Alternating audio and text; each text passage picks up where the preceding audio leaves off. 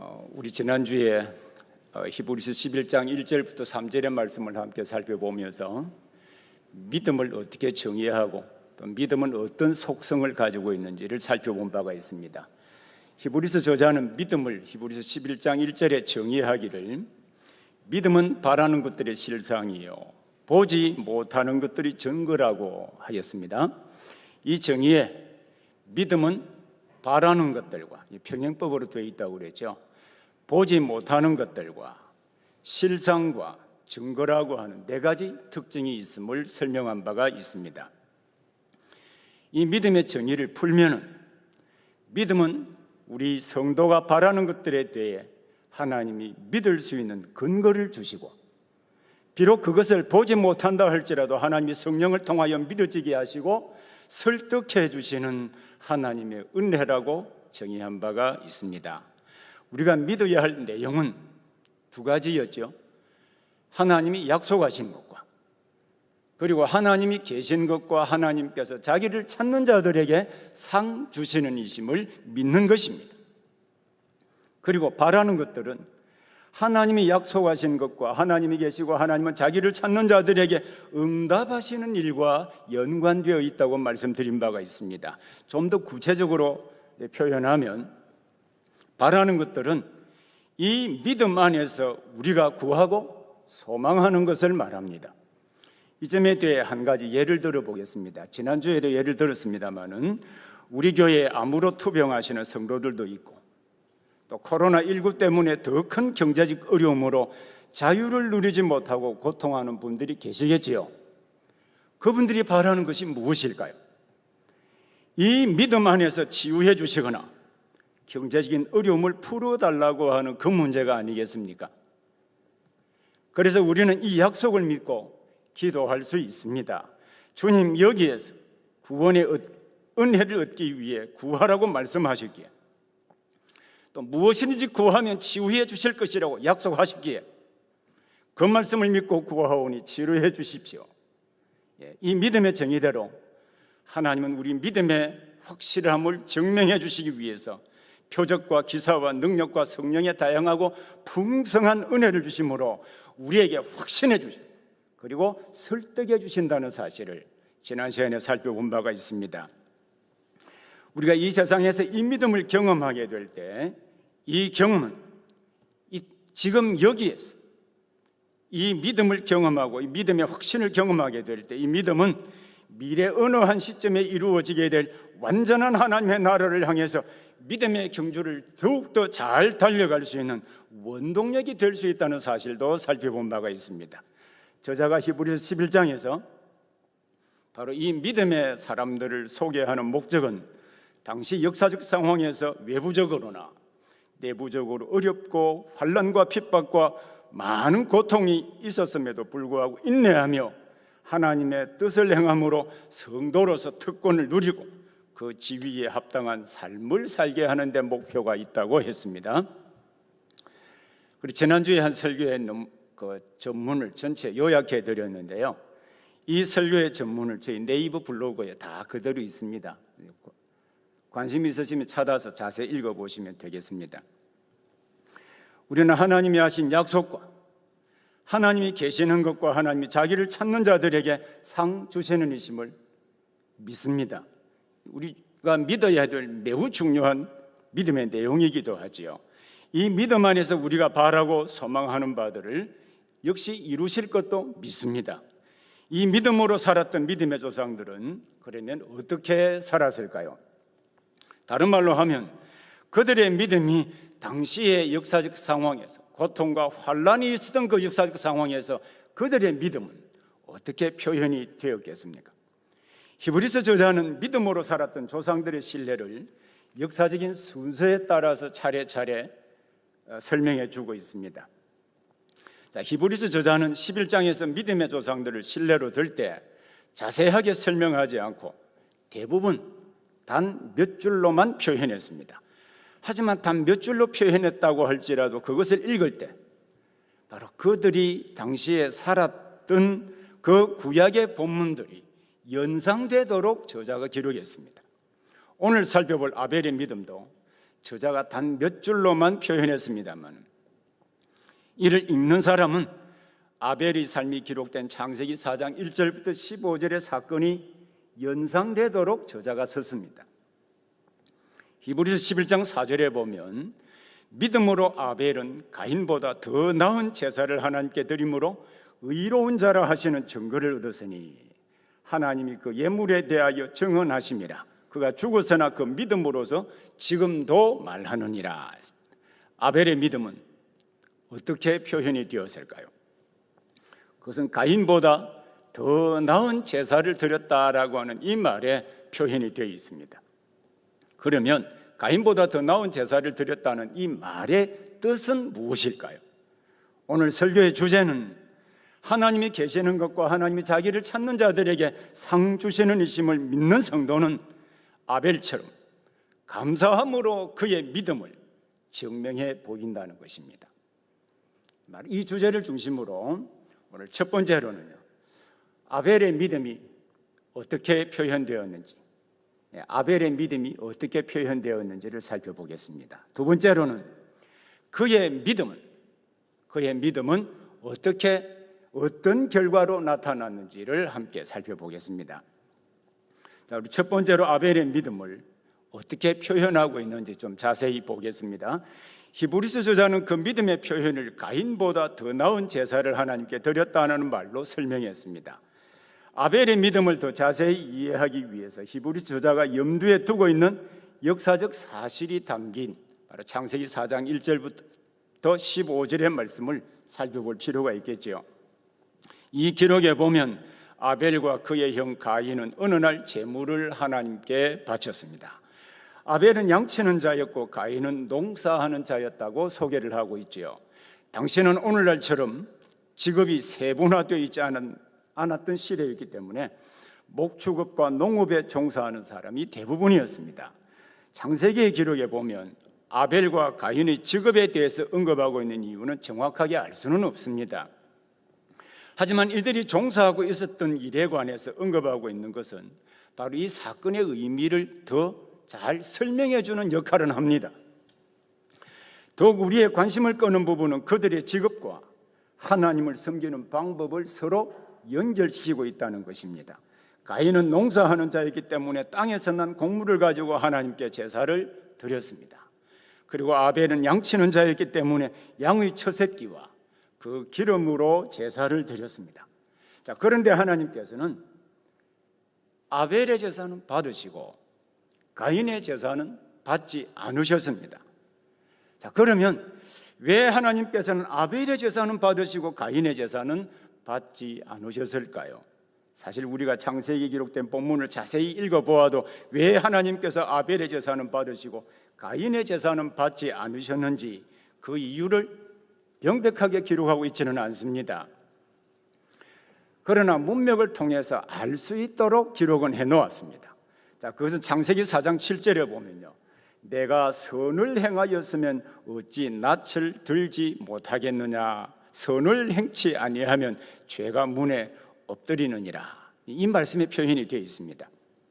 자, 여기에 내가 선을 행하였으면 어찌 낯을 들지 못하겠느냐, 사실 히브리어 원문에 낯이라는 말은 없습니다. 자, 여기 이 말씀을 올바르게 번역을 하면 사실 낯을 들지 못한다라는 말은 부끄러워서 얼굴을 들지 못한다, 그런 뜻으로 이해가 되지 않습니까? 그것이 낯을 들지 못한다는 뜻이죠. 그러나 이 문맥을 살펴보면 어울리지 않습니다. 가인은 부끄러워하기는커녕 고개를 바닥에 세우고 분하여 안색을 달리했습니다. 그래서 이 원문은 내가 올바르게 행했다면 받지 않았겠느냐. 그런데 이게 중요한 목적어가 빠져 있거든요. 그래서 이 목적어 대신에 낯을 넣었는데 이 NIV 번역처럼 내가 올바르게 제사를 지냈다면 그 제사를 받지 않았겠느냐라는 수사 의문문으로 기록을 해놓았습니다. 이게 원문의 뜻과 맞습니다. 내가 올바르게 행했다면 왜 제사를 받지 않았겠느냐.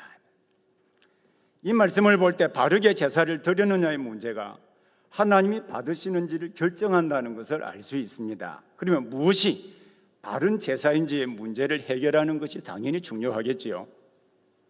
오랫동안 성경학자들은 여기에 대해서 이 피의 제사를 드렸는지 아니면 피가 없는 제사를 드렸는지 여기에 따라서 하나님이 받으시고 안 받으시고 결정이 난다라고 그렇게 생각을 하고 논쟁해 왔습니다. 이렇게 논쟁한 것은 사람들이 의롭게 되는 것은 오직 주 예수 그리스도의 피를 믿음으로 말미암아 되는 것으로 보았기 때문입니다. 그래서 아벨은 장차 오실 예수 그리스도의 피의 제사를 믿음으로 바라보고 드렸기 때문에 하나님이 받으셨다라고 해석을 합니다. 하지만 우리는 이러한 질문을 한번 해볼 수 있습니다. 그러면 이때 하나님께서 어떤 제사를 드려야 될 것인지 하나님이 계시해 주셨을까요? 가인과 아벨 첫 인류에게 어떤 제사를 드려야 된다라고 하나님께서 제사에 대한 구체적인 내용을 계시해 주셨는가라는 질문입니다. 하나님은 이 시대에는 제물의 종류와 제사를 드리는 방법의 문제에 대해서는 계시해 주시지 않았습니다. 다만 제사를 드려야 한다는 점은 알았던 것처럼 보입니다. 그것은 그들이 어느 정도의 세월이 지난 후에 하나님께 제사를 드렸다고 하는 그 사실 자체가 제사에 대해서는 어느 정도 알고 있었다는 것을 암시하기 때문이죠. 그러나 이 일이 하나님께서 제물의 종류와 제사 방법에 대해서 계시해 주셨다고 볼 수는 없습니다. 자, 우리는 여기에서 다시 창세기 본문으로 돌아가서 왜 하나님께서 아벨의 제사를 받으셨는지에 대해서 좀 자세히 살펴볼 필요가 있습니다. 무엇이 하나님이 받으시는 제사일까요?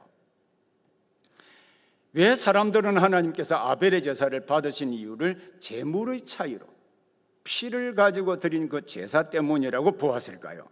그것은 그 제사를 속죄, 죄를 사하는 속죄 제사로 이해했기 때문입니다. 하지만 창세기에서는 속죄 제사에 대한 기록이 없습니다. 이를 증명해 주는 두 가지 명백한 근거가 있는데 두 가지 근거를 잘 이해를 할 필요가 있습니다. 첫째, 하나는요, 창세기 4장 3절에 가인과 아벨이 드린 제물이라고 하는 단어, 제물을 바쳤다라고 했죠. 제사를 드렸다 아니 제물, 제사 동일한 단어인데요, 원문에, 히브리 원문에 민카라고 하는 단어입니다. 민카라는 단어를 쓰고 있는데요, 이 용어는 속죄 제사가 아니고 곡물로 드리는 제사인 소제를 의미하는 단어입니다. 여러분, 레위기 2장 1절을 한번 찾아보시죠. 구약 성경 레위기 2장 1절입니다.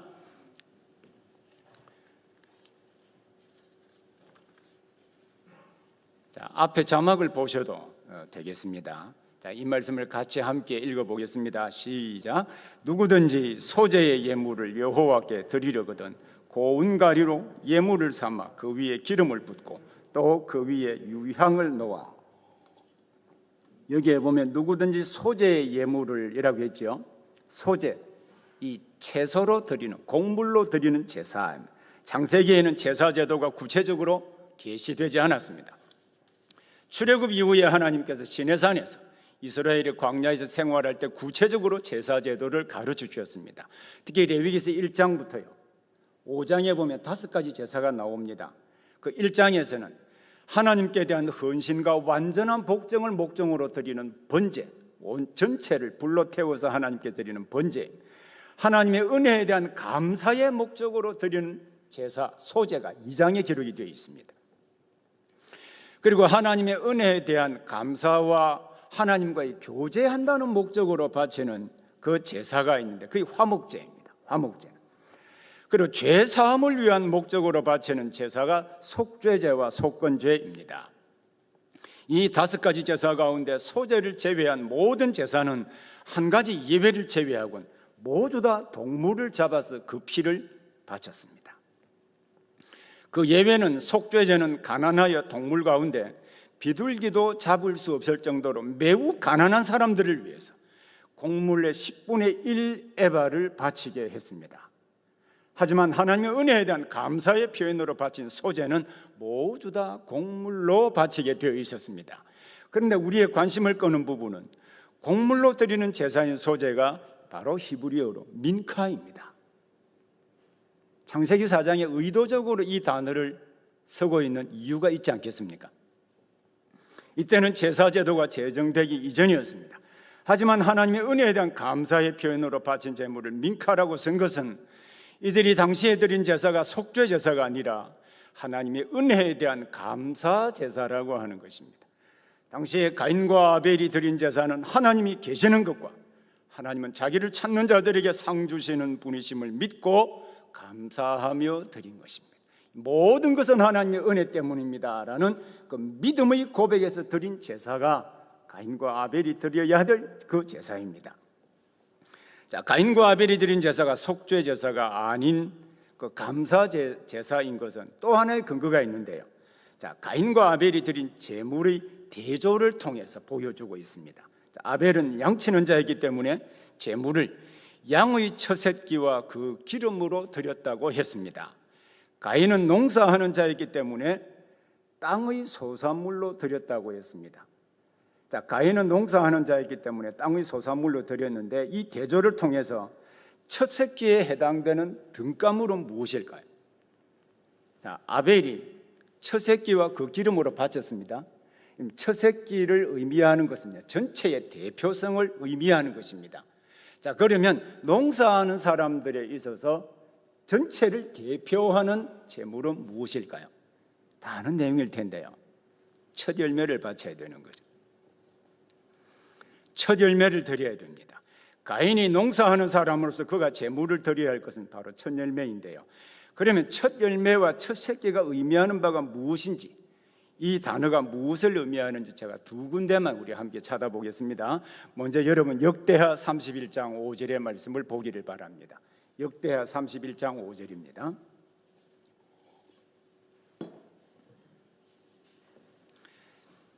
그리고 그 다음에 고린도전서 15장 20절도 미리 한번 찾아 놓으시기를 바랍니다. 먼저 역대하 31장 5절 우리 함께 읽겠습니다. 왕의 명령이 내리자 곧 이스라엘 자손이 곡식과 포도주와 기름과 꿀과 밭의 모든 소산의 첫 열매들을 풍성히 드렸고 또 모든 것의 11조를 많이 가져왔으며 모든 소산의 첫 열매들을 풍성하게 바쳤고 동격으로 모든 것의 11조를 많이 가졌습니다. 11조도 전체의 대표성의 의미를 가지고 있는 것이고요. 그리고 첫 열매도 전체의 수확한 모든 이 열매의 대표성을 가지는 것입니다. 자, 고린도전서 15장 20절 말씀. 부활절마다 잘 다루는 말씀이긴 합니다만 이 구약의 개념을 가지고 예수님의 부활을 설명하는 것이거든요. 자, 고린도전서 15장 20절 다 함께 읽겠습니다.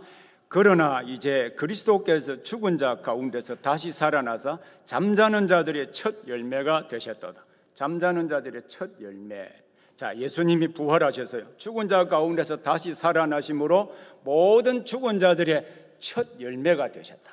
이 말은 예수님이 부활하심으로 말미암아 대표로 부활하심으로 그와 연합된 모든 성도들도 그리스도와 같이 부활한다는 뜻입니다. 이게 대표성의 의미입니다. 이해되셨지요? 구약 성경에서 첫 열매와 첫 새끼는 시간적으로 순서적으로 처음을 말하는 것이 아니라 전체의 대표성을 가진 것을 의미하기도 하고 가장 좋은 것을 의미하기도 합니다.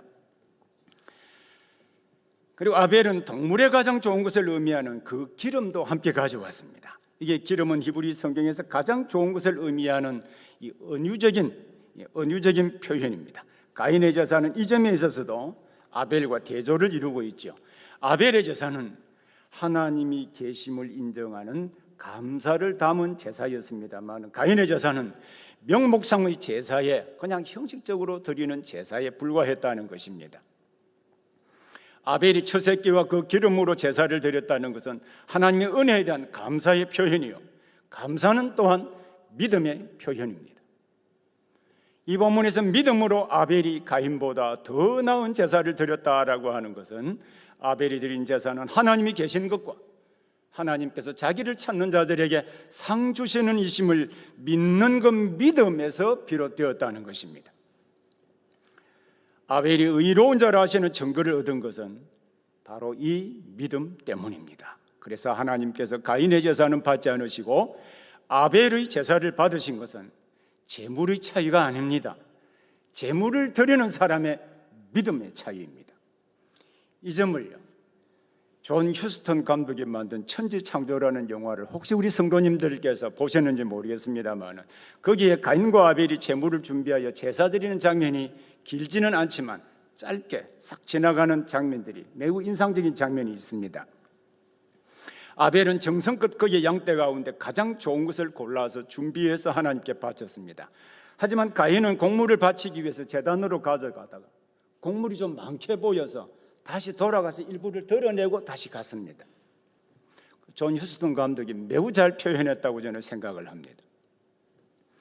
가인은 하나님을 의지하는 믿음으로 산다기보다는 하나님이 주신 곡물에 더 의지하고 있다는 것을 보여주었습니다.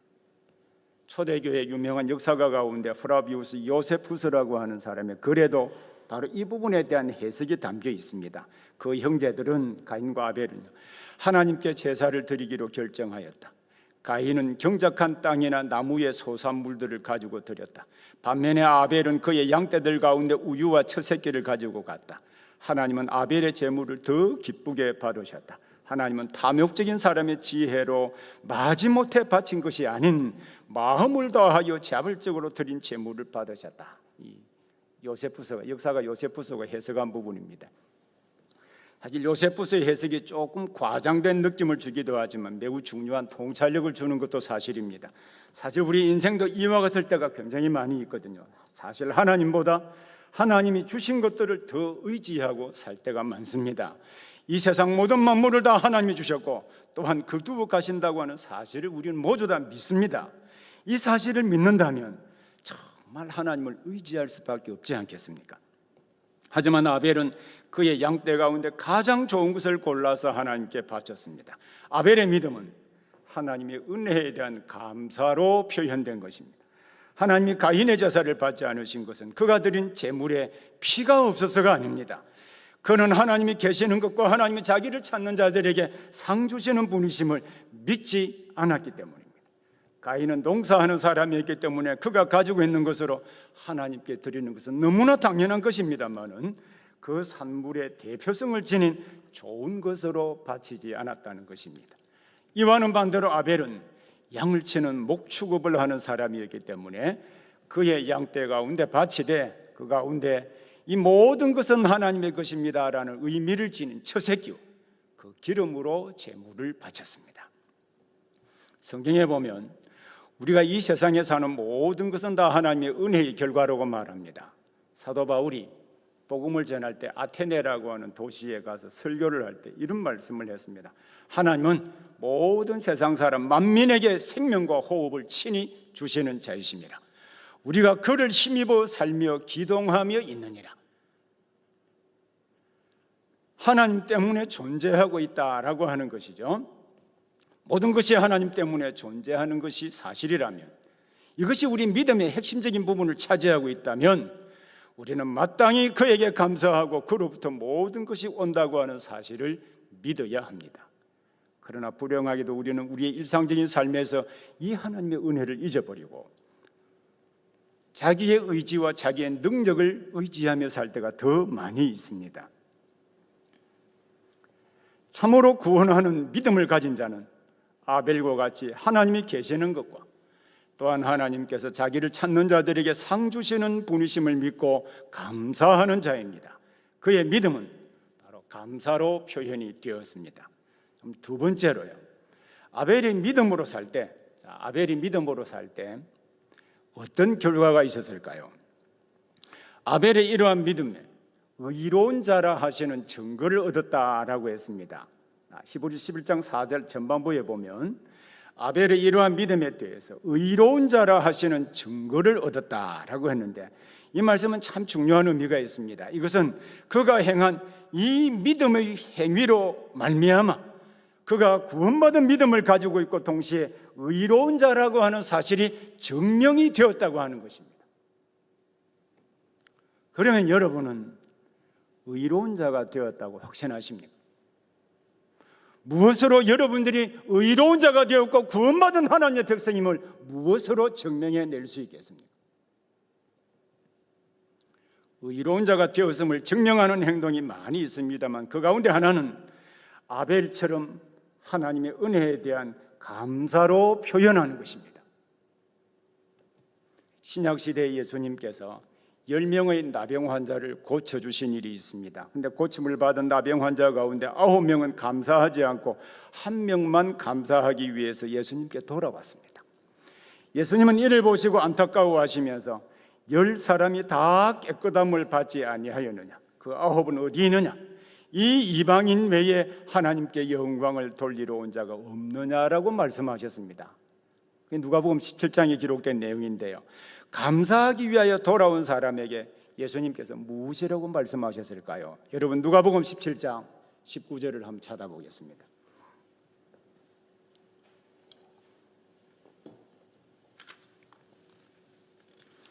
누가복음 17장 19절 말씀입니다.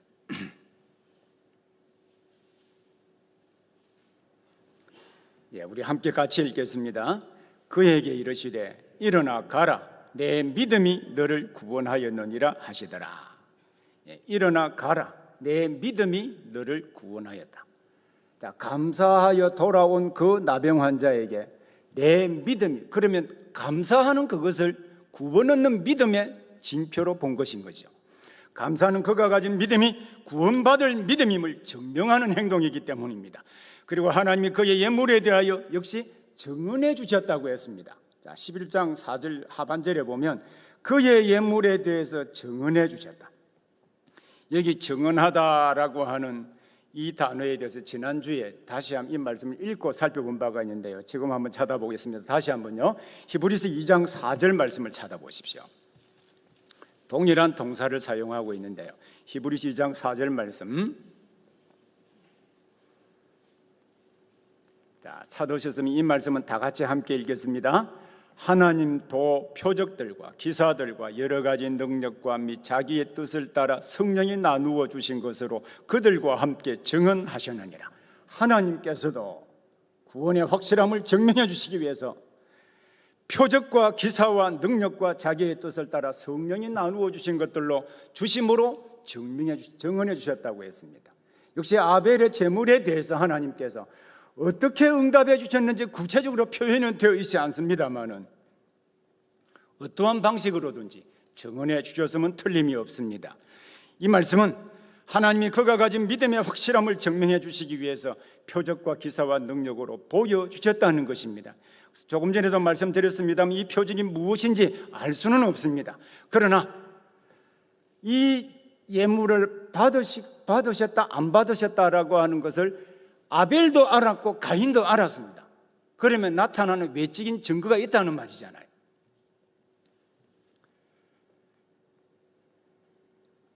가인이 볼 때 하나님이 아벨의 제사는 받으시고 자기 제사는 받지 않으신 것을 보고 그가 분을 내고 안색이 변한 것을 보면 하나님이 분명하게 눈에 볼 수 있는 증거를 아벨에게 주셨음을 알 수 있습니다. 이것은 믿음의 결과가 있음을 아벨이 보았다는 것입니다. 역시 가인도 아벨에게 일어난 그 표적과 기사가 어떤 것인지는 분명하게 알 수 없다 할지라도 믿음으로 하나님이 증언해 주신 것을 보았기 때문에 그가 분내어 안색이 변한 것입니다. 자, 그러면 구원받은 믿음을 가지고 있고 그 믿음의 결과를 본 아벨은 어떻게 되었을까요? 참 안타깝게도 아벨의 삶의 결과를 보면 우리를 매우 놀라게 만듭니다. 그것은 하나님이 기뻐 받으시는 제사를 드린 아벨은 가인의 미움을 받아서 죽었기 때문입니다. 창세기 4장 8절을 보시죠. 창세기 4장 8절을 우리 함께 읽겠습니다. 창세기 4장 8절입니다. 가인이 그의 아우 아벨에게 말하고 그들이 들에 있을 때에 가인이 그의 아우 아벨을 쳐 죽이니라. 아벨이 하나님이 계시는 것과 하나님이 자기를 찾는 자들에게 상 주시는 분임을 믿는 믿음의 표현으로 감사하는 제사를 드릴 때 가인에 의해 죽임을 당했습니다. 가인이 아벨을 쳐 죽였다라고 이 번역을 해놓으므로 때려서 죽인 것으로 그렇게 느껴지지요. 쳐 죽였으니까 때려서 죽인 것으로 느껴집니다만은 그러나 원문은 그것은 전혀 알 수가 없습니다. 자, 하나님이 원하시는 제사를 드리고 하나님이 원하는 감사하는 삶을 살았는데 그가 죽었습니다. 바로 이 점이 우리를 당혹스럽게 만들고 고통스럽게 만듭니다. 그리고 이 세상에서 복을 받기를 원하는 현대인의 기호에 맞지도 않습니다. 그것은 믿음으로 산 아벨이 이 세상에서 복을 받은 것이 아니고 죽었기 때문입니다. 물론 우리가 믿음으로 살 때 이 세상에서 하나님이 주시는 위로로 말미암아 복을 받는 것도 사실입니다. 저는 우리 한박교회 성도들이 이 세상 지금 여기에서도 복을 받기를 원합니다. 우리 모든 교육자들도 당연히 그렇게 기도하리라고 믿습니다. 이것도 하나님이 약속하신 것들 가운데 한 가지이기 때문이죠. 하지만 믿음으로 살 때 세상에 속한 악한 자들에 의해 미움을 받을 수도 있고 심지어 아벨처럼 죽을 수도 있습니다. 우리는 이 사실도 기억할 필요가 있습니다. 그런데 히브리서 저자가 믿음을 가진 자들은 어떻게 살아야 하는지 신뢰를 들 때 왜 믿음대로 살았기 때문에 미움을 받아 죽임을 당한 아벨을 제외해버렸으면 더 좋지 않았을까요? 히브리서 저자가 이 책을 썼을 때는 바로 성전 제사를 언급하고 있고, 그리고 히브리서 13장 23절에 보면 디모데를 언급하고 있는 점으로 보아서 예루살렘 성이 함락된 것이 주후 70년인데요. 주후 70년 이전이었다고 봅니다. 그리고 히브리서 안에 많은 환난과 고통이 있었고 재산을 빼앗기는 일도 있었습니다. 그것은 주후 64년부터 네로가 로마에 시를 방어함으로 말미암아 그 책임 전가를 그리스도인에게 돌렸거든요. 그때부터 본격적으로 그리스도인들을 핍박하기 시작을 했습니다. 그래서 이 당시의 역사적 상황과 맞물려 있다고 보고 있는 것이죠. 여러분 히브리서 다시 한번 지난 시간에 살펴본 내용입니다만은 10장 11장 바로 앞부분입니다. 히브리서 10장 32절부터 36절을 우리 같이 함께 읽어보겠습니다. 자, 히브리서 10장 32절부터입니다. 시작. 전날에 너희가 빛을 받은 후에 고난의 긴 싸움을 견디어낸 것을 생각하라. 혹은 비방과 환난으로서 사람에게 구경거리가 되고 혹은 이런 형편에 있는 자들과 사귀는 자가 되었으니 너희가 갇힌 자를 동정하고 너희 소유를 빼앗기는 것도 기쁘게 당한 것은 더 낫고 영구한 소유가 있는 줄 알미라. 그러므로 너희 담대함을 버리지 말라. 이것이 큰 상을 얻게 하느니라. 너희에게 인내가 필요하면 너희가 하나님의 뜻을 행한 후에 약속하신 것을 받기 위함이라. 여러분, 바로 이 상황에서요, 아벨이 믿음으로 살다가 죽임을 당한 사건을 언급하는 것은 어떤 의미가 있을까요? 그것은 믿음으로 사는 일은 때로 환난과 고난을 받을 수도 있고 경제적인 궁핍으로 말미암아 인권과 자유가 무시될 수 있는 상황에 처할 수도 있다는 것입니다. 그럼 우리 교회가 속해 있는 교단, 우리 총회의 신학대학원 박물관과 신학대학원 강당에 입구해 보면 우리 학교의 설립자들이 신사참배를 반대하다가 8.15 해방을 맞아 감옥에서 추록한 분들이 머리를 빡빡 깎인 채로 찍은 사진과 그 사진을 그린 큰 그림이 있습니다. 평양의 형무소에 갇혀 있었기 때문에 평양에 있는 돌아가신 주기철 목사님 사택에서 찍은 사진인데 여러분 한번 보시죠. 보이십니까? 이 사진은 많이 보셨죠? 흑백 사진으로 낡은 사진이었기 때문에 어떤 화가 한 분이 이 사진을 자세하게 그렸습니다. 크게. 이 사진에 보면 여러분이 보실 때 왼쪽에서 세 번째가 우리 한상동, 우리 교회 학교 설립자는 한상동 목사님입니다. 그 왼쪽이 주남선 목사님이십니다. 그 왼쪽에 여성분이 우리 경남의 창원에서 고아원을 하시고 많은 분들을 도우신 조수옥 권사님이십니다. 바로 그 앞에 계신 분이 최덕지 전도사님이십니다. 이분들이 왜 감옥 속에 갇혔을까요? 당시의 사회에서 제일 많이 배웠던 분들이 왜 감옥에 들어가서 고초를 당했을까요? 여러분, 이 일은 우리나라 역사에서 1910년 한일 합방 이후부터 1945년 해방되기 전까지 있었던 일들입니다. 복음을 믿는다는 것은 이 복음을 믿는다는 그 이유 때문에 이들은 감옥에서 많은 고문을 당했습니다. 손양원 목사님은 평양의 감옥 속에 있었던 것이 아니라 경남의 감옥 속에 있었거든요. 손양원 목사님은 5년 동안 감옥에 계시면서 동상에 걸려서 손톱이 다 빠지기도 하셨습니다.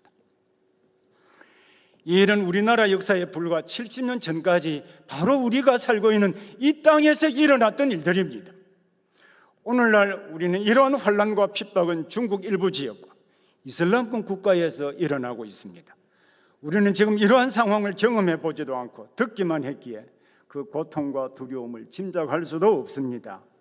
히브리서 저자는 바로 이들에게 믿음의 조상들 가운데 한 사람인 아벨을 소개하므로 인내하며 믿음을 지키도록 격려하고 있습니다. 이 격려가 될까요? 히브리서 저자는 어떻게 당시의 환난과 죽음 앞에 직면했던 성도들이 바로 이 아벨의 믿음을 통해서 격려가 될 수 있었을까요? 여러분 히브리서 11장 4절을 다시 한번 보겠습니다. 히브리서 11장 4절입니다. 다 같이 읽겠습니다. 믿음으로 아벨은 가인보다 더 나은 제사를 하나님께 드림으로 의로운 자라 하시는 증거를 얻었으니 하나님이 그 예물에 대하여 증언하심이라. 그가 죽어서나 그 믿음으로서 지금도 말하느니라. 이 말씀에 매우 흥미로운 요소를 담고 있지요. 그건 지금도라, 헬라어로 에티라는 지금도 이 부사와 말하다라고 하는 현재형을 쓰고 있거든요. 그래서 아벨이 비록 믿음 때문에 가인에게 죽임을 당하였으나 그가 가진 믿음으로 지금도 하나님께 말하고 있다는 것입니다. 그의 믿음은 하나님이 계시는 것과 하나님이 자기를 찾는 자들에게 상 주신다는 것입니다. 이 일은 우리에게 중요한 사실 한 가지를 알려주고 있습니다. 아벨은 그의 악한 가인의 손에 죽었으나 그 영혼은 살아서 지금도 하나님께 간구하고 있다는 것입니다. 여기에 대한 아주 중요한 증거가 바로 여러분 요한계시록 6장입니다. 이 말씀 꼭 찾아보셔야 되는데요. 요한계시록 6장 9절부터 11절 말씀입니다. 요한계시록 6장 9절부터 11절 말씀인데요. 자, 이 말씀도 우리 한 절씩 같이 읽겠습니다. 다섯째 인을 떼실 때에 내가 보니 하나님의 말씀과 그들이 가진 증거로 말미암아 죽임을 당한 영혼들이 제단 아래에서 큰 소리로 불러 이르되 거룩하고 참되신 대주제여 땅에 거하는 자들을 심판하여 우리 피를 갚아주지 아니하시기를 어느 때까지 하시려 하나이까 하니 각각 그들에게 흰 두루마기를 주시며 이르시되 아직 잠시 동안 쉬되 그들의 동무 종들과 형제들도 자기처럼 죽임을 당하여 그 수가 차기까지 하라 하시더라. 여기에 죽임을 당한 영혼은 순교자를 의미하는 것이죠. 왜냐하면 이들이 왜 죽었는지를 이 본문이 설명하고 있기 때문입니다. 그것은 하나님의 말씀과 저희의 가진 증거 때문이라고 하는 말에 잘 나타나 있습니다. 아벨을 포함한 이들은 믿음을 지키다가 죽었습니다. 그러면 이들이 지금 여기에서 기도하고 있는 것은 어떤 의미가 있을까요? 이 세상의 질서에 속한 악한 자들을 심판하여 순교자의 피를 복수해 달라고 하는 그 의미를 담고 있겠습니까? 이 부분을 해석하는 일은 쉽지 않습니다. 왜냐하면 예수님께서 자기를 해친 원수를 위해서 용서를 구하는 기도를 친히 하셨고 원수들을 위하여 기도하라고 하셨거든요. 그리고 스데반도 자기를 돌로 치는 자들을 위해서 주여 이 죄를 저들에게 돌리지 마시옵소서. 저들이 하는 짓을 알지 못하고 있습니다. 이 기도와 여러분 어떻게 조화가 될 수 있겠습니까? 이들은 보복을 위해 기도한 것이 아니라 하나님의 영광을 위해서 기도한 것입니다. 이 순교자들은 그들의 믿음을 하나님께 두었기 때문에 죽임을 당했습니다. 그러나 이들이 죽임을 당함으로 세상이 마치 승리하는 것처럼 보이고 악한 자들이 승리하고 하나님의 공의가 무시되는 것처럼 보였기 때문입니다. 그래서 이들의 기도는 개인적인 원한이 아니라 하나님의 의가, 하나님의 정의가 이 땅에 실현되기를 원하는 객관적인 열망을 표현하고 있는 것입니다. 우리는 이 일을 위해서 기도해야 합니다. 자, 그러면 믿음을 지키다가 죽은 성도들의 기도에 대해서 하나님은 그 기도를 들으시고 어떻게 응답하실까요? 다시 한번 요한계시록 11장 6절 부분, 자 뒷부분을 우리 같이 읽겠습니다. 11장 6절입니다. 각각 그들에게 흰 두루마기를 주시며 이르시되 아직 잠시 동안 쉬되 그들의 동무 종들과 형제들도 자기처럼 죽임을 당하여 그 수가 차기까지 하라 하시더라. 하나님은 바로 그들에게 흰 두루마기를 주셨습니다. 흰 두루마기를 주셨다는 것은 상징적인 표현입니다만은 믿음을 지키다가 순교한 성도들이 이미 의롭다함을 받아서 그 영혼이 살아있다는 것입니다.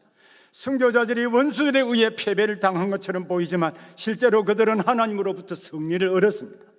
그래서 히브리서 저자가 아벨이 비록 죽었으나 지금도 말하느니라 라고 말한 것은 그의 영혼이 살아있다는 것입니다. 그러면 하나님은 이를 보시고 당시 가인에게 어떤 벌을 내려줬을까요? 그게 창세기 4장 11절 12절입니다. 창세기 4장 11절 12절 말씀도 우리 함께 읽겠습니다. 땅이 그 입을 벌려 내 손으로부터 내 아우의 피를 받았은즉 내가 땅에서 저주를 받으리니 내가 밭을 갈아도 땅이 다시는 그 효력을 내게 주지 아니할 것이요 너는 땅에서 피하며 유리하는 자가 되리라. 우리는 오늘 이 본문을 함께 연구하면서 아벨이 하나님의 약속과 하나님이 계시는 것과 하나님이 자기를 찾는 자들에게 상 주시는 분이심을 믿는 믿음이 어떻게 표현되었고 그 믿음의 결과가 무엇인지 우리 함께 살펴보았습니다. 아벨의 믿음은 첫 새끼와 그 기름을 드리는 일로 표현되었습니다. 이는 하나님이 계시는 것과 하나님이 자기를 찾는 자들에게 상 주시는 분이심을 믿는 믿음의 표현이었습니다. 또한 그가 가진 믿음이 구원하는 믿음을 가지고 있다고 하는 것을 증명하는 행동이기도 했습니다. 그리고 하나님은 아벨이 드린 이 예물을 받으시고 어떤 표적과 능력을 주셨는지 언급하지는 않습니다마는 그의 믿음이 확실함도 증명해 주셨습니다. 그런데 그의 믿음은 가인의 미움을 받아서 그 가인에게 죽임을 당했습니다. 아벨이 비록 믿음을 지키다가 죽었다 할지라도 그의 영혼은 지금 살아 있습니다. 이 아벨의 믿음을 듣고 당시 환난 가운데 있던 성도들은 감사하면서 환난을 만나도 인내하며 아마도 믿음을 지켰을 것입니다.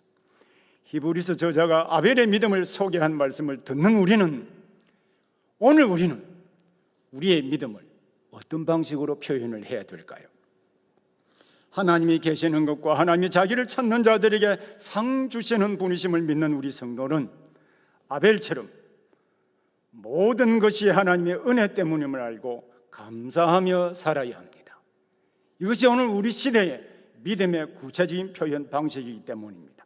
감사는 우리가 구원받은 믿음을 가지고 있다고 하는 증명적인 행동이 되기 때문입니다.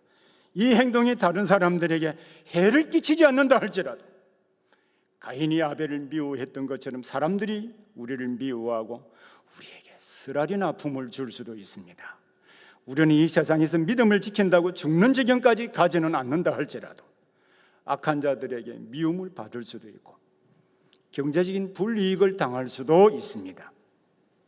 그러나 하나님이 이 모든 것을 보시고 가인을 심판하신 것처럼 악한 자들을 심판하실 것이고 때가 되면 하나님이 정의로우시고 의롭게 온 세상을 통치하시는 분이심을 반드시 증명해 주실 것입니다. 그리고 우리 성도들을 끝까지 지키시고 보호해 주실 것입니다. 함께 기도하겠습니다.